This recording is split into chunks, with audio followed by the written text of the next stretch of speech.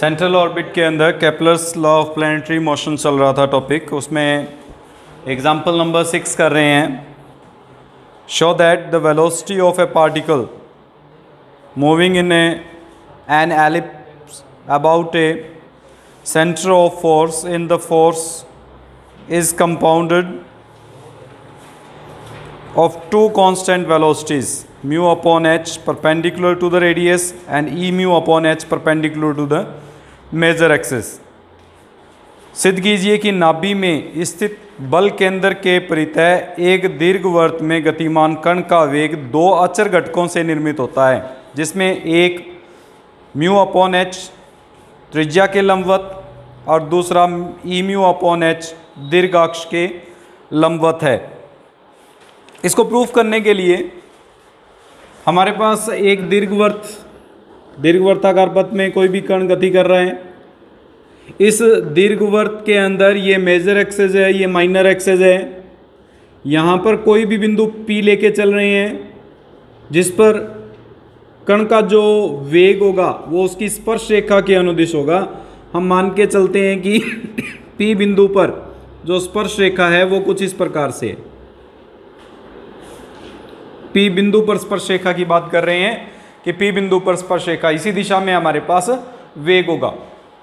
इस वेग के दो घटक होंगे जो कि कांस्टेंट है, और एक तो परपेंडिकुलर है मेजर एक्सिस के और एक रेडियस के परपेंडिकुलर है। ये हमें प्रूफ करना है, जो उसने म्यू अपॉन एच और ई म्यू अपॉन एच के इक्वल दिया हुआ है वो हमें वेरीफाई करना है। इसको वेरीफाई करने के लिए यहाँ पर हम मान के चलते हैं नाभि S, और दूसरी नाभि जो लेके चलते हैं वो हम मान के चलते हैं यहाँ पर H। इस S और H से इस स्पर्श रेखा पर जो लंबवत रेखाएं खींची गई हैं 90 डिग्री का एंगल बनाते हुए, वो हमारे पास मान के चल लेते हैं। इस पर भी हमारे पास परपेंडिकुलर है, 90 डिग्री का एंगल बना रही हैं, जो M और N के इक्वल हम लेके चलते हैं कि ये M है और ये जो वैल्यू है वो N है। अगर इस S से ये जो लंबवत दूरी है इसको P, और H से जो लंबवत दूरी है उसको P डैश माना जाए, यानी S M is equals to P और H N is equals to P dash, तो एक दीर्घवृत्त की कंडीशन जिसके अनुसार हम इसको लेके चलेंगे, स्पर्श रेखा की समीकरण निकाली जा सकती है। किसी भी बिंदु पर स्पर्श रेखा की समीकरण निकालने का सूत्र होता है x x one plus y y one plus upon a square plus y y one upon b square is equals to 1। अगर एक्स स्क्वायर बटे ए स्क्वायर और वाई स्क्वायर बटे बी स्क्वायर बराबर 1 हो तो ये समीकरण होती है हमारे पास एक्स स्क्वायर बटे a square plus Y square बटे बी स्क्वायर बराबर 1। इसके किसी बिंदु P पर x1, y1 पर स्पर्श रेखा की अगर समीकरण लिखनी हो तो वो कुछ इस प्रकार से ज्ञात होती है x x1 plus y y1 बराबर 1 स्पर्श रेखा की समीकरण होती है। इस स्पर्श रेखा की मूल इस H से लंबवत दूरियां हमने P और P डैश मानी है। ये जो बिंदु होता है वो AE, 0 होता है, और ये जो बिंदु है वो -AE, 0 है। इसको हम मूल बिंदु केंद्र लेके चलते हैं, तो उस स्थिति में S और M, SM की लंबाई P, किसी बिंदु की किसी स्पर्श रेखा से लंबवत दूरी, सूत्र लगा सकते हैं। सूत्र क्या था? रेखा से किसी बिंदु की लंबवत दूरी का x की जगह पर ये मान रख दिया जाता है। ये हम सूत्र इस प्रकार से लगा रहे हैं, अगर ax plus b y plus c is equals to 0 कोई रेखा की समीकरण है, और इस पर हम अल्फा कोमा बीटा से कोई दूरी ज्ञात करते हैं, लंबवत दूरी, तो ये सूत्र होता है a alpha plus b beta plus c upon under root of a square plus b square. इस सूत्र का उपयोग करते हुए हम इसको हल कर सकते हैं। तो यही सूत्र यहाँ पे लगाएंगे, ये बन जाएगा P इज इक्वल्स टू, पहले x की जगह AE, 0 रखेंगे। अगर x की जगह रखेंगे तो ये a x1 e upon a square plus 0 - 1 upon under root of x1 square upon a की power 4 plus y1 square upon b की पावर 4 के रूप में परिभाषित होगा। कुछ इसी प्रकार से जब p डैश को निकालोगे तो p डैश का मान आ जाएगा minus a x1 e upon a square upon under root of x1 square upon a की power 4 plus y1 square upon b की पावर 4 के रूप में ये परिभाषित होगा। जब p और p डैश का गुणा करेंगे तो इसको सॉल्व करने पर हमारे पास जो कंडीशन बनेगी वो b स्क्वेयर के इक्वल आएगी।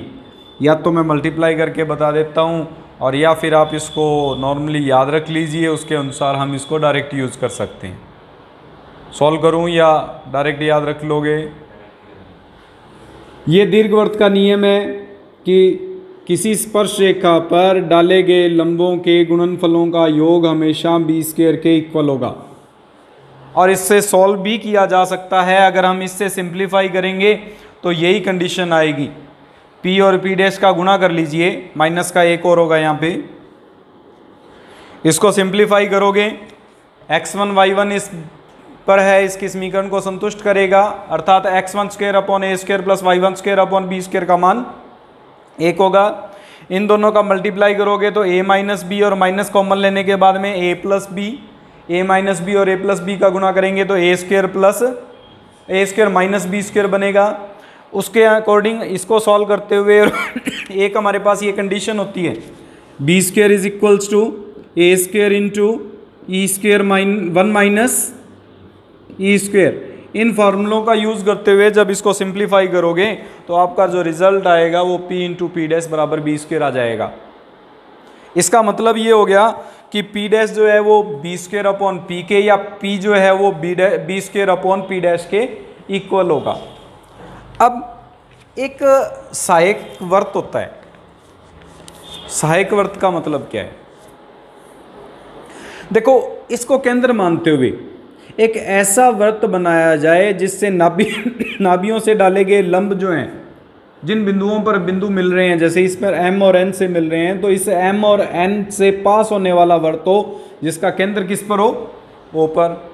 और वो सहायक वर्त जब भी बनेगा जब उसका केंद्र तो 0 0 है ही, उसकी रेडियस a आ जाए। उसकी रेडियस क्या होगी? a के इक्वल। तो यहाँ पे उस सहायक वर्त की समीकरण जो बनेगी वो x square plus y square बराबर ए स्क्वेयर से परिभाषित होगी। इस x square plus y square equals to a square के अंदर जब O से M तक की दूरी और O से N तक की दूरी निकालेंगे तो वो बराबर होगी A की, क्योंकि ये दोनों M और N बिंदु होंगे वो इस वृत्त पर उपस्थित होंगे और वृत्त पर उपस्थित होंगे तो O से M और O से N जो होगा वो हमारे पास त्रिज्या को परिभाषित करेगा उस सहायक वर्त के लिए। और सहायक वर्त की त्रिज्या a मान के चल रहे हैं तो OM बराबर ON बराबर a को प्रदर्शित करता है। अब इसको सॉल्व करेंगे। सबसे पहले अगर मैं इसको मिला दूं और एक इसमें हम इसमें मिला देते हैं, ON को मिला दिया हमने और SP को,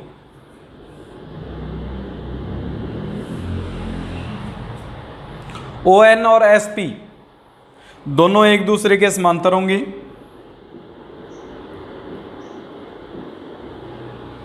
ये दोनों रेखाएं जो बनेंगी वो एक दूसरे के समांतर रेखाएं बनेंगी। अगर ये समांतर रेखाएं बनती हैं तो वेग निकालने का सूत्र क्या था? V is equals to H upon P। इसके अंदर P की वैल्यू पुट कर दें यहां से, H into P dash upon b square हो जाएगा। इसमें दीर्घवृत्त के अंदर हमने H के लिए ये मान पढ़ा था कि H स्क्वेयर जो होता है वो म्यू इंटू एल के इक्वल होता है। L जो होता है वो हमारे पास बी स्क्वेयर अपॉन ए अर्धनाभि लंब की लंबाई होती है, जिसको बी स्क्वेयर अपॉन ए से रिप्रेजेंट करते हैं। यहाँ से अगर हम वैल्यू निकाल के बी स्क्वेयर की इसमें सब्सटीट्यूट कर दें तो h square is equals to बन जाएगा म्यू अपॉन ए इंटू क्या बनेगा? हमने बी स्क्वेयर की वैल्यू निकाली है तो h P dash upon v आ जाएगा, एक h से एक h कैंसिल, इससे v की वैल्यू आ जाएगी आपके पास v is equals to mu upon a h into P dash. ये वेग कहां पर है?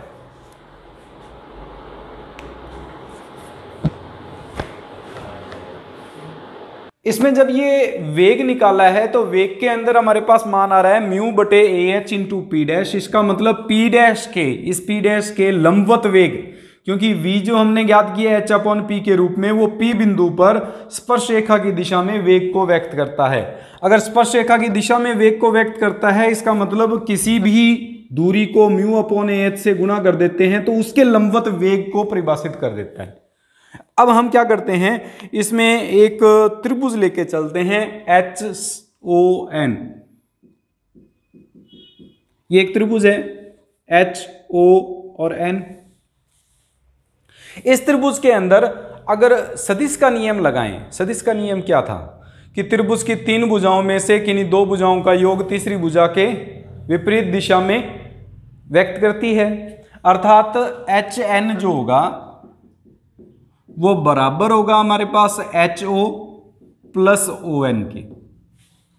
ये व्यक्त करेगा एच ओ और ओ एन दोनों के क्या होगा, हमेशा जोड़ के बराबर होगा।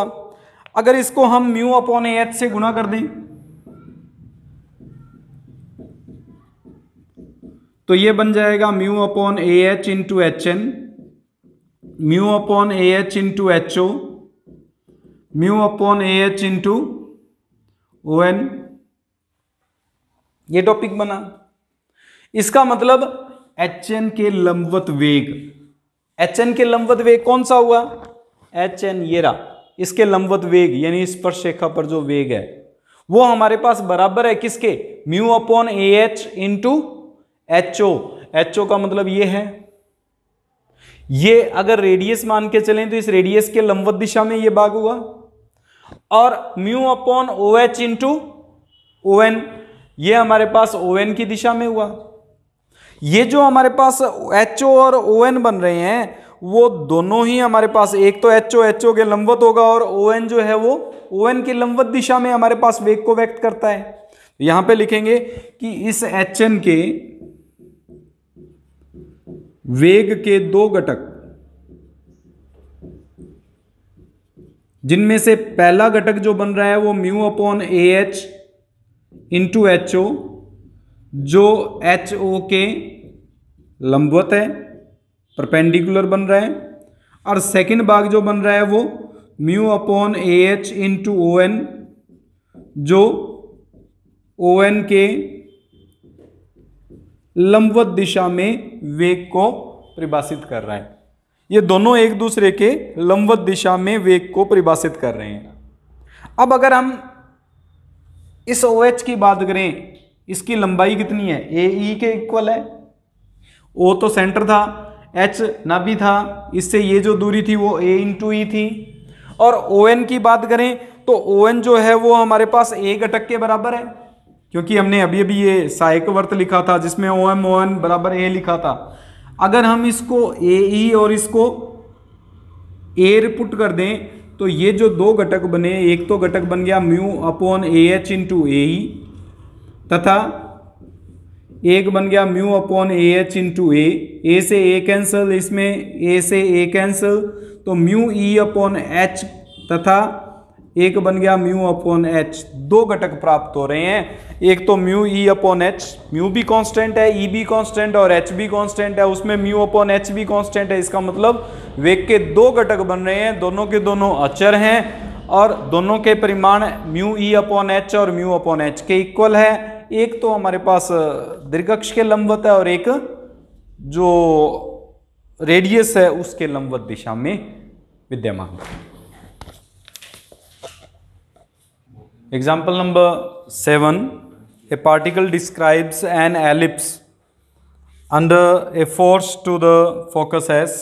When the particle is at one extremity of the axis, its kinetic energy is doubled without any changes in the direction of motion. Prove that the particle proceeds to describe parabola. Example number 7 कर रहे हैं, जिसमें एक कण नाभि S की ओर निर्दिष्ट एक केंद्रीय बल के अधीन गमन करते हुए दीर्घवृत्त निर्मित करता है। जब कण लघु अक्ष के एक सिरे पर स्थित होता है तो गति की दिशा को बिना बदले उसकी गतिज ऊर्जा को दुगना कर दिया जाता है। सिद्ध कीजिए कि ऐसा करने से कण एक प्रवलय में चलने लगेगा।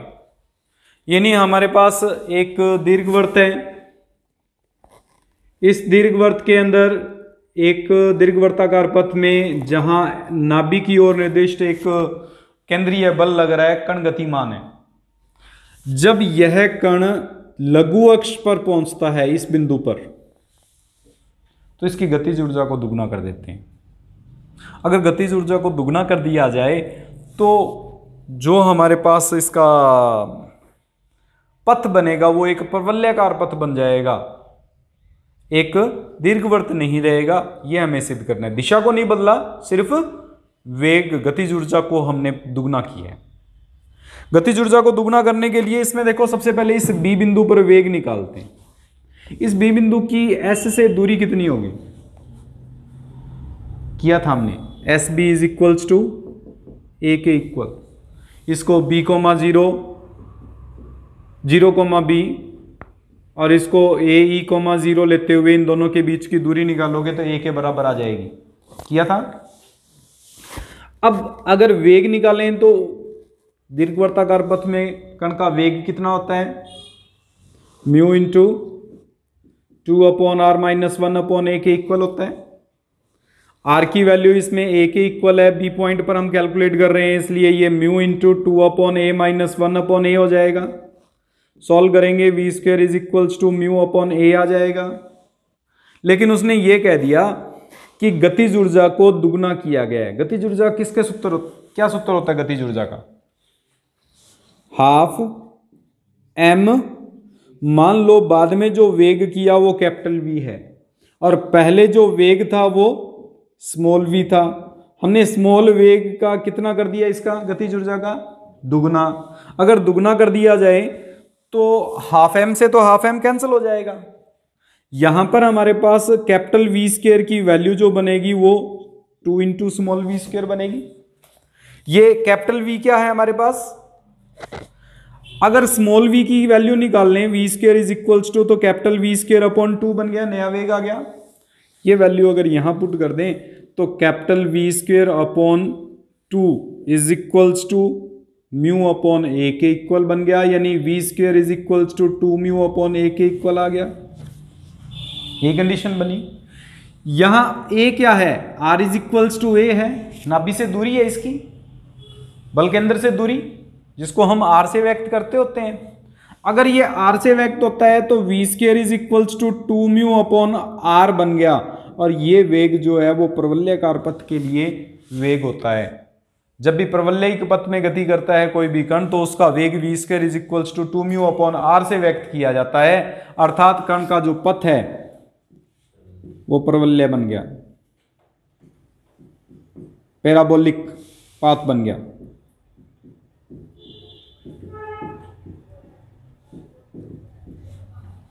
जो हमारे पास V square is equals to 2 mu upon R हमने की हुई है वो प्रवलयिक पथ में कण के वेग को परिभाषित करता है।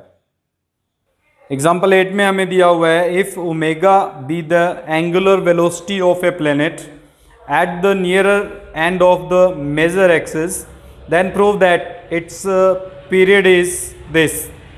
यदि किसी ग्रह का दीर्घाक्ष के निकटतम सिरे पर कोणीय वेग ओमेगा हो तो सिद्ध कीजिए। दीर्घाक्ष यानी दीर्घवृत्त, इस दीर्घवृत्त में ये दीर्घाक्ष है, यहां पर एस है, इसके निकटतम बिंदु, यहां पर कोणीय वेग, कोणीय वेग का मतलब है थीटा डॉट एंगुलर वेलोसिटी, वो हम मान के चलते हैं ओमेगा के इक्वल है, हमें दिया हुआ है। तो हमें आवर्तकाल ज्ञात करना है।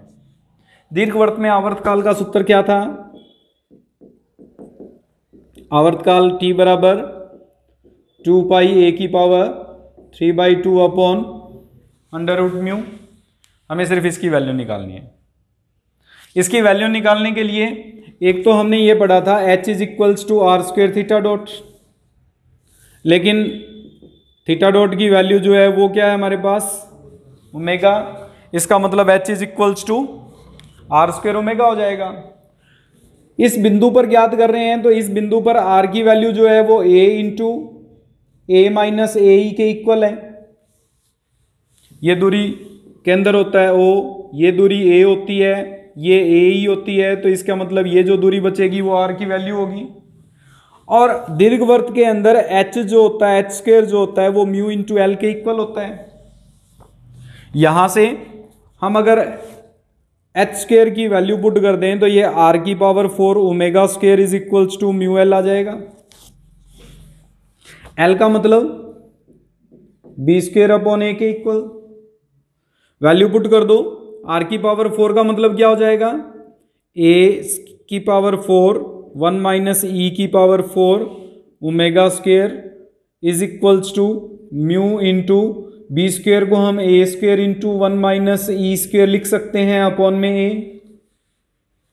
ए से ए, एक ए से ये ए भी कैंसिल, क्यूब बच जाएगा।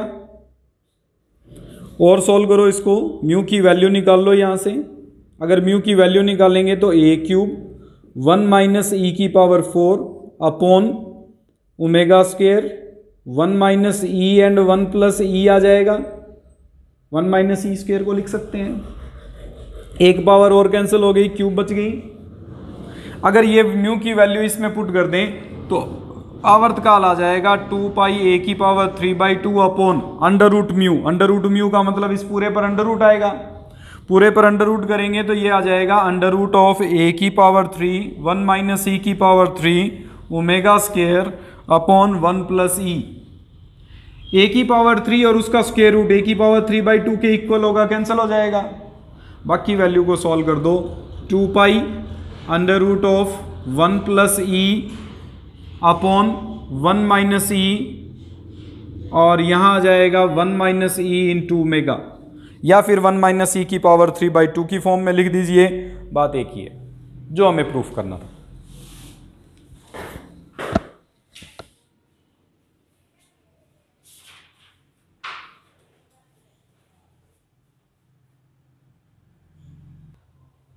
एक्सरसाइज 6B का सेकंड क्वेश्चन कर रहे हैं, 2017 में आया हुआ है।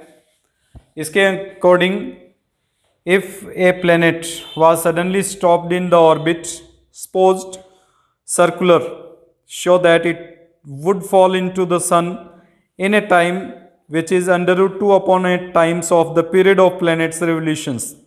यदि किसी ग्रह को अपनी कक्षा में एकाएक रोक दिया जाए तो सिद्ध कीजिए कि वह ग्रह के परिक्रमण काल के √2/8 गुना समय में सूर्य के अंदर गिर जाएगा। इसको कैलकुलेट करने के लिए मान के चलते हैं, इसमें परिक्रमण काल क्या होता है, revolution, time of revolution, time period होगा।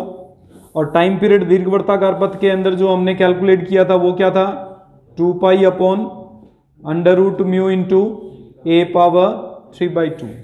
हमें प्रूफ करना है कि अगर किसी कण को रोक दिया जाए तो उसमें जो समय लेगा, फिर यानी उसमें जो केंद्र तक यानी सूर्य पर गिरने का जो समय होगा वो √2/8 समय बाद में सूर्य के ऊपर गिर जाएगा होगा, अगर उस पथ को रोक दिया जाए या उस प्लेनेट को रोक दिया जाए। तो उसको प्रूफ करने के लिए सबसे पहले हमने जो त्वरण के लिए सूत्र किया था, दीर्घवृत्ताकार पथ में अगर कोई भी कण लगातार गति करता है तो उसके लिए नियम क्या था, F बराबर म्यू अपॉन आर स्क्वायर था, इससे व्यक्त करते थे। माइनस में लेके चलेंगे इसको, ये बल का नियम था, बल का नियम त्वरण को व्यक्त करता है। इसका मतलब अगर मैं r की जगह x ले लूं तो d2x/dt² जो होगा वो इक्वल हो जाएगा म्यू अपॉन एक्स स्क्वायर के। r की जगह x ले लिया ताकि इजीली सॉल्व कर सकें उसको। इसको v dv upon dx is equals to minus mu upon x square लिख सकते हैं। v dv is equals to minus mu upon x square dx, integrate करो, v square upon 2 equals to minus minus plus mu upon x plus integral constant a आ जाएगा। इस integral constant को calculate करने के लिए जब x is equals to a है तो हमारे पास जो वेलोसिटी है वो 0 के इक्वल है, कण को रोक दिया जाता है। उसने कहा है कि यदि केंद्र को एक का एक रोक दिया जाए, हम मान के चलते हैं कि x is equals to a पर उसको रोक दिया गया है। अगर x is equals to a कोई भी दूरी हो सकती है, हम उस दूरी पर हमने मान के चल लेते हैं कि वेग 0 हो जाता है, वेग 0 है। वैसे तो कण को किस बिंदु पर रोका हम परिभाषित नहीं कर सकते, हमने एक निश्चित बिंदु मान लिया कि इस बिंदु पर कण को रोक दिया, हमने पार्टिकल को, प्लैनेट को रोक दिया, वो a दूरी पर है। तो उस स्थिति में इसमें मान रखने पर क्या मान आएंगे, 0 बराबर mu upon a plus a, capital A की value minus mu upon a के इक्वल आ जाएगी। ये वैल्यू पुट करें तो v square upon 2 is equals to mu upon x minus mu upon a के इक्वल हो जाएगा। सॉल्व करेंगे तो v square is equals to 2 mu upon a, x LCM a minus x बन जाएगा। v की वैल्यू निकालेंगे जो minus 2 mu upon a under root of a minus x upon x के इक्वल होगा, जिसको हम dx अपॉन dt, क्योंकि हमें टाइमिंग निकालना है कब उसका x का मान 0 किस टाइम पर हो रहा है वो हमें कैलकुलेट करना है। तो उसको कैलकुलेट करने के लिए dx बाई dt लेके चलेंगे। इसको सॉल्व करो, x की टर्म्स को एक तरफ लेते हुए, t की टर्म्स को एक तरफ लेते हुए, तो ये बन जाएगा 2 mu upon a dt is equals to minus का under root X upon a minus X dx। इसका इंटीग्रेशन कैसे करें,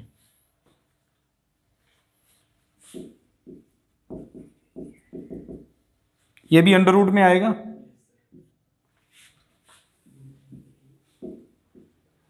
उसका इंटीग्रेशन कैसे करें, इसका इंटीग्रेशन करना है हमें। x की जगह क्या मान लें, तो minus integration of under root a cos theta upon under root a sine theta into minus 2a cos theta sine theta d theta. Sine से sine cancel, under root a से under root a cancel, minus minus plus हो जाएगा 2a cos square theta बचेगा, जिसको 1 plus cos 2 theta upon 2 लिख सकते हैं। 2 से ये 2 कैंसिल, a इंटू यहां आ जाएगा theta plus sine 2 theta upon 2 plus integral constant b। और सॉल्व करें तो under root 2 mu upon a into T is equals to a into theta की वैल्यू यहां से पुट करेंगे, cos inverse under root X upon A plus sine 2 theta को 2 sine theta cos theta लिख सकते हैं। 2 से 2 कैंसिल हो जाएगा, sine theta into cos theta आएगा। कॉस थीटा की value under root X upon A put करेंगे और साइन थीटा की वैल्यू आ जाएगी under root of 1 minus x upon A plus integral constant b। अब इस b की वैल्यू निकालनी है हमें। b की वैल्यू कैसे निकालें, b के लिए क्या कंडीशन यूज करें, जब x is equals to a है तो टाइम 0 है, उस समय तक हमारे पास कण वहीं पे उपस्थित है जब उसको रोका गया है। तो x is equals to a, t is equals to 0। अगर ये पुट करेंगे तो b की भी वैल्यू क्या आ जाएगी हमारे पास, 0 आ जाएगी। ये कंडीशन पुट कर दें तो ये हमारे पास फार्मूला बन गया या एक वैल्यू आ गई 2 mu upon a into T is equals to a into cos under root X upon A plus under root X upon A under root of 1 minus x upon A. हमें time निकालना है, माना time t dash हो जाता है कब, जब x is equals to 0। x equals to 0 का मतलब है कि वह सन के ऊपर आ गया, उस समय का टाइमिंग ज्ञात करना था। तो x इक्वल्स टू 0 पर हमारे पास t की वैल्यू क्या होगी वो कैलकुलेट कर रहे हैं हम। x इक्वल्स टू 0 पुट करेंगे तो ये बन जाएगा हमारे पास under root of 2 mu upon A into T dash is equals to A into cos zero की वैल्यू कॉस इनवर्स जीरो है, ये कॉस इनवर्स जीरो की वैल्यू π/2 होती है, और ये तो जीरो हो ही गया पूरा का पूरा, यही बनेगा। इससे कैपिटल डी डैश की वैल्यू निकालें तो ये बन जाएगी a की power 3/2 pi upon 2 under root 2 mu के इक्वल होगी, ये कंडीशन बनेगी। हमने जो कैपिटल टी निकाला था वो ये था, और वो मान अगर यहां से मैं a की power 3/2 upon under root mu into pi की वैल्यू हम कैलकुलेट करके उसमें पुट कर दें तो क्या बनेगी, T dash is equals to a की power 3/2 into pi upon under root mu को भी शामिल कर रहे हैं तो t/2 बनेगी।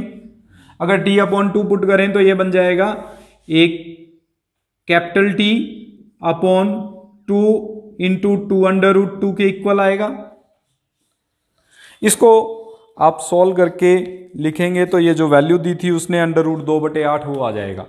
अंडर रूट 2 से गुणा और अंडर रूट 2 से भाग दे दीजिए, अंडर रूट 2 से गुणा भाग देंगे तो ये बन जाएगा अंडर रूट 2/2 गुणा 2 4 4 दूनी 8 इंटू कैपिटल टी के, अर्थात जो पूर्ण आवर्त काल था उसका अंडर रूट 2/8 गुणा समय में वह सूर्य पर आकर गिर जाएगा।